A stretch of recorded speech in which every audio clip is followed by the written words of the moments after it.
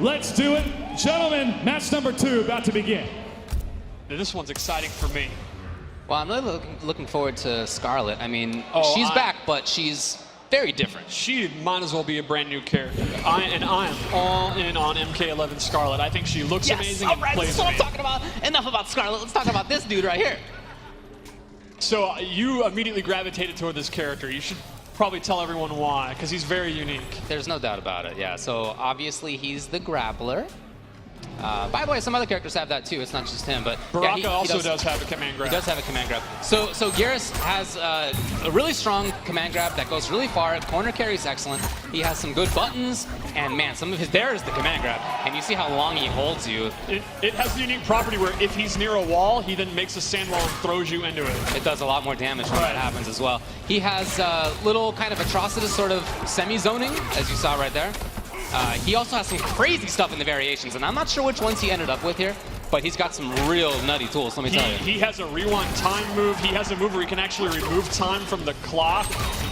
He is a very, he's like a hybrid character of a weird kind of trap character, and then with the command grab. Yes. Yeah, very, very funky design. But these buttons right now out of Skarlet, the range is incredible. Skarlet is the footsie's queen, the mid-range queen, in my opinion. She uses blood to conjure weapons, and they all have excellent range. Oh, hold on here.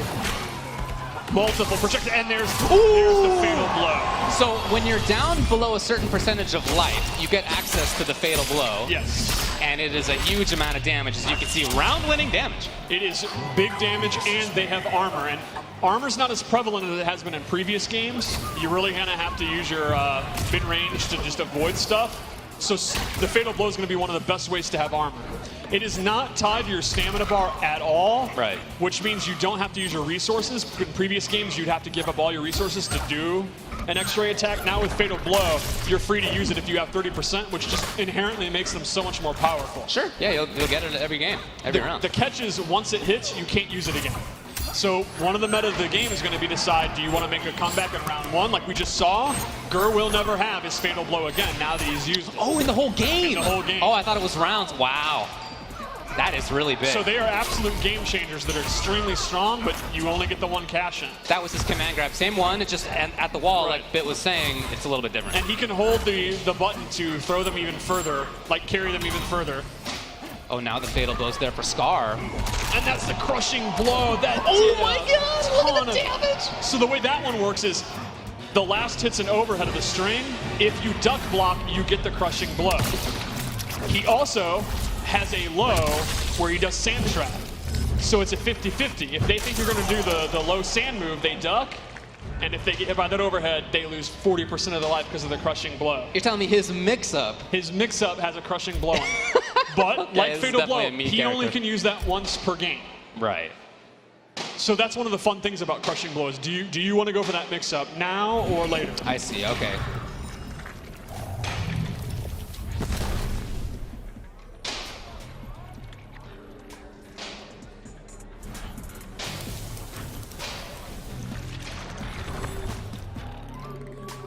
And we'll see. GRR basically made a crushing blow and a fatal blow comeback right there out of nowhere. They do massive damage. Yeah, you can really see that. I guess as the opponent, you really got to pay attention. Combos in general in this game are significantly shorter than they've been in the past, and they do less damage. And they kind of, that damage you would get by doing the cinematic moves. Yo, did you see that combo this guy already has? What do we say, 2 hours of gameplay so far? So one of the big things would be to use your crushing blow or your fatal blow to get damage instead of doing combos. That's not to say combos are not still a big part of the game, but they're going to be somewhat less prevalent. Like, there's less moves that combo without using an amplified move, or there's less strings that pop you up.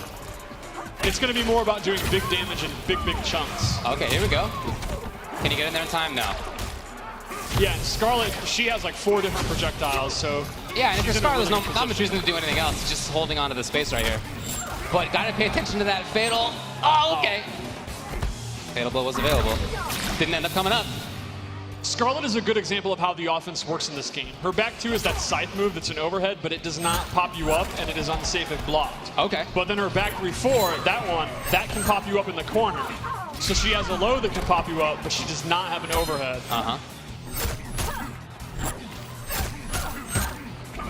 Oh, he's really found a good tool. Oh, good jump. Probably looking for command grab. Didn't come. And Scar right back to the zoning. You can see, look, the frustration is still here. One of the things I really love about MK11 so far is that these characters that you've shown on this character select screen are very different. So you have the credible zoning coming out of Skarlet. From Geras, you have really cool command grab mix-ups. He's got some other funky stuff as well, like we were talking about. Really good variations. Fatal Blow. It's there. Yes, and then we'll also have characters like Sub-Zero, who has great some of the best offense in this version, which is unique. Sub-Zero, typically you think of him as a very slow defensive character. I really don't think he is in this one. He's quite different, yeah. And Sonya's also has really, really good mix-ups.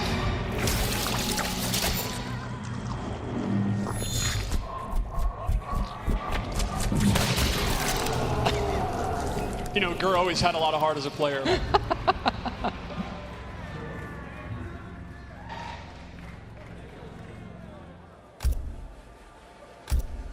Looking pretty confident up there, and I'm really glad that Gur went with the big body. You know, he in Injustice 2, as the game progressed, he moved away from Bane and the command grab characters he traditionally used. So I'm happy to see him back. Yeah, I was very happy when I went him back there that he immediately had picked Geras. It really seems good for him. Mm-hmm. And I'm very, very hyped to see Scar play Skarlet. One of the fun things about the development of this game, since we didn't reveal it, you know, earlier, was sitting there waiting.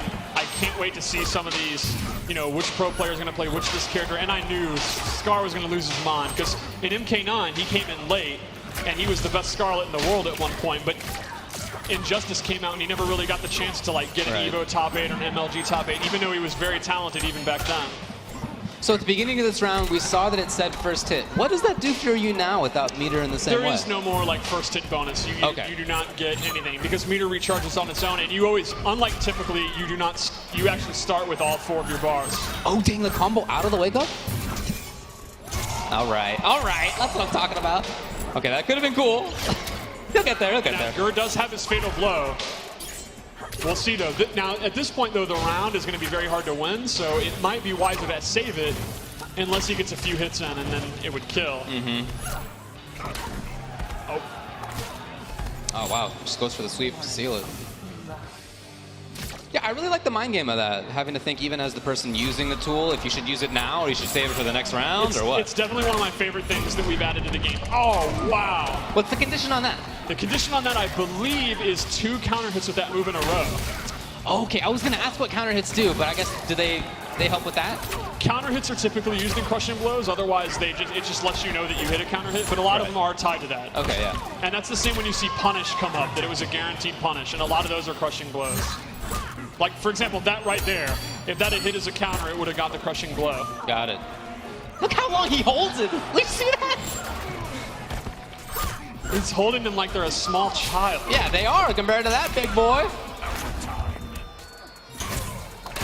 And right back to a range where he can control things. He's got good buttons. Maybe not in this matchup, but typically it seems like that's true. Okay, okay, here it is. Excellent use of the fatal blow. He was about to lose if not. Right. And that's definitely going to kill. Now again, that means Gur did steal that round, but he will not have it in the final round, and Scar still has his. So that means in the end of game scenario, like right there, Scar will have a huge advantage heading into this final round. Hoping to see some forward movement from there. Now those I'm not sure what to call it. It's not puddle, that thing.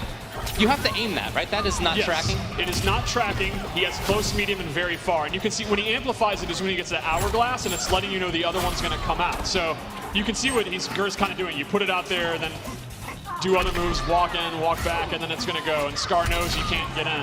Mm-hmm. Well, we were talking about whether Gur can make another comeback. It doesn't seem like he needs it right now. It's all on Scar. Now Scar does have access to the fatal blow. Now it is on a cooldown. He did not lose it since it was blocked, but it's a significant cooldown. Still available? Woo! And it just came back. Unfortunately, it's too late.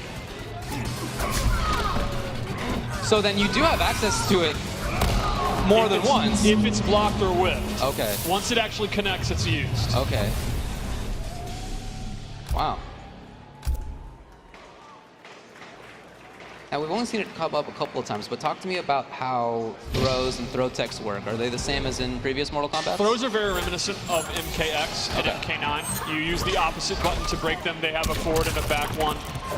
A lot of crushing blows are actually tied to throw, and the requirement will be if the opponent techs the wrong way, you get the crushing blow, and they do bigly damage. Like Skarlet has one, so her throw can do like 30% if you tech wrong. Oh, sick, okay. It's pretty awesome. So as the defender, almost riskier to try to tech in some situations. Well, that's exactly it. And you could actually, if you think they're going to throw, do an uppercut, because that would trigger the counter-hitting high attack for the uppercut crushing blow. Wow, all right. So it kind of works both ways, actually, of how risky throws can be. Interesting. Oh, he had gone for the interactable. You can still amplify interactables to get armor. It's one of the few ways that has armor in the game. Okay. However, normally an interactable takes 50% of your defense. If you amplify it to get armor, it takes 50% of offense and defense. Armor across the board is significantly lessened than it was in previous games. A lot of characters only have armor on their Fatal Blow or a handful of moves. So they're both finding pretty good strings right now and making the opponent block a lot. Is there anything that they could be doing about that?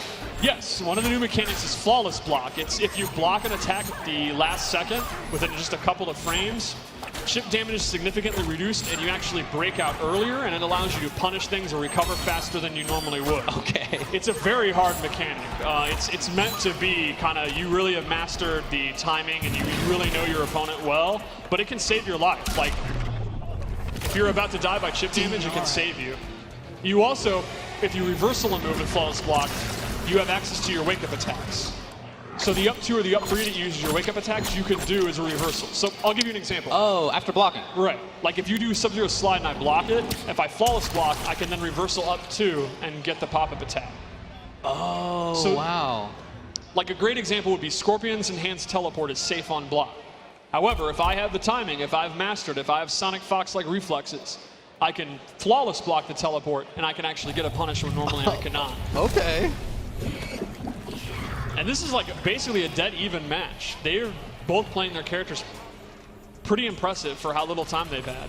Yeah, I feel like they are developing even as we're watching them right now. We're seeing some cooler pressure out of both. Yeah, they're both mixing up their zoning well, and you pointed it out earlier, like they understand their block strings up close. Okay, wake there up you tech. go. So that was the up 3 one where she doesn't really get significant damage or a knockdown. It's just more of a get off me tool. And is that safe? It depends on the character. Oh, okay, yeah. Sick. Okay. Oh, and there he went for his temporal advantage move, which is interesting because while it combos, he freezes time, he cannot 2-in-1 into it. It also takes one of his stamina bars. It does, right. There are certain moves or cancels that'll take stamina. So it's not like he needs to enhance it, it just does that. It just does that, that's why he can't 2-in-1. God, that was an anti-air, jeez.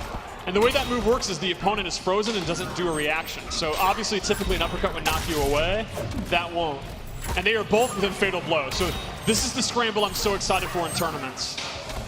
Oh, we saw Scar try it, but it was blocked, and now he's at match point. GRR patient right there. I like the anti-air. Wow, he teched it. Scar's getting a big combo. Now there is a wall run interactable here that GRR could use, and GRR has never seen a wall run that he hasn't used. There you go. GRR is definitely probably the interactable master in the scene. Yeah, known to be one of those. There you go. Okay, yeah, armor. The tongue not connecting. And that tongue is a really, really good move. It has really good recovery. That's my favorite of her zoning tools. Looking good for Scar. We got Fatal Blow now for GRR, though. Oh. He tried. He tried. The armor does not activate for a few frames. Okay. So while it's very good armor and it's a good tool to have, it's not foolproof. Oh, that might be about it. Yeah. That's going to be it. Scar takes it. Well, that's a really good back and forth, and I like seeing the display of footsies from both. I like seeing the different offense, the different timings. Very cool. I'm really excited to find out more about, you know, how you trigger crushing blows. I think that's a super cool mechanic.